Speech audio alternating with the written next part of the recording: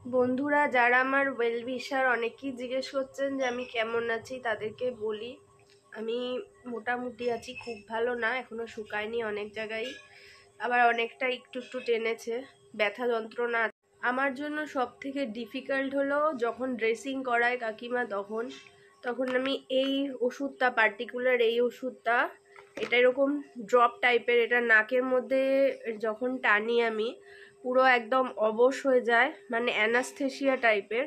তখন মানে নিজের একদম ঘোরে চলে যাই, জেগে মানে থাকি কিন্তু যেন মনে হয় একটা ঘোর লেগে যাচ্ছে নেশার মতো। তো তখন ড্রেসিং করে, কারণ চামড়া টামড়া অনেক কিছু পায়ের টেনে ফেনে তোলে টোলে, কাকিমা ভালো করে ড্রেসিং করে খুব সুন্দর করে। তো তখন খুবই কষ্ট হয় আমার। তারপরে ড্রেসিংয়ের পরে শরীরটা আরও ক্লান্ত লাগে, তখন ঘুমিয়ে পড়ি, কারণ নাকে এটা টানা থাকে। তো যখন খুব ব্যথা যন্ত্রণা করে তখনও এটা আমি টেনে নিই নাকের মধ্যে। রাত্রে তো 2-3 রাত ঘুমাতেই পারি না ব্যথা যন্ত্রণায়, ঘুমের ওষুধ খেয়েও রাত্রে ঘুম হচ্ছে না, এরকম পরিস্থিতি আমার। তো টাইম লাগবে এখনো অনেকটাই। আজ তো প্রায় 22-23 দিন হলো, 14 তারিখে হয়েছে সরস্বতী পুজোর দিন, আজকে বোধহয় 4-5 তারিখ হবে। তার মধ্যে খাওয়া দাওয়া ঠিক করে করছি, ডায়েট ঠিক করে করছি, আর এইভাবেই চলছে। এই যে আমার এখন হাতের অবস্থা, মানে ওই কালো ছালটা উঠে যাওয়ার পর আস্তে আস্তে করে এখন কিরকম গোলাপি গোলাপি ড্রপ ড্রপ মতন হচ্ছে, মনে হয় এগুলো আস্তে আস্তে স্কিন কালার হয়ে যাবে। আর এই যে এই জায়গাটার ছাল উঠে গেছিলো, এগুলো ফোসকাগুলো উঠে গেছে। আর এটা তো হাতের ক্ষেত্রে, পা আর পেটটা তো দেখাতে পারবো না, কারণ ওগুলো খুবই প্যাথেটিক অবস্থা, ওগুলো খুবই মানে মারাত্মক হয়েছিল, ওগুলো অনেকটা সময় লাগবে। জিজ্ঞাসা করছেন যে আমি কেমন আছি, আগের থেকে ভালো আছি কি কেমন আছি, তাদের জন্য এইটুকুই বলবো, সময় তো লাগবে, এইভাবেই পাশে থাকুন। আর ঈশ্বরের কাছে আমার জন্য প্রার্থনা করুন যাতে আমি আরেকটু তাড়াতাড়ি সুস্থ হয়ে উঠতে পারি। আর আপনাদের কাছে আমার কিছুই চাওয়ার নেই। জানি আমার প্রচুর ভালো বন্ধুরা আছে, আমার আত্মীয়রা আছে, আর আমার বর আর মেয়ে তো আমার সাথে আছেই, আমার পাশে আছেই। এই এত কড়া ওষুধ খেয়ে যখন মাথা গরম হয়ে যায় তখন আমি আমার বরকে যা তা বলে দিই, মেয়েকে বলি, কিন্তু তবুও তারা আমাকে ছেড়ে যায় না, আমার পাশেই থাকে।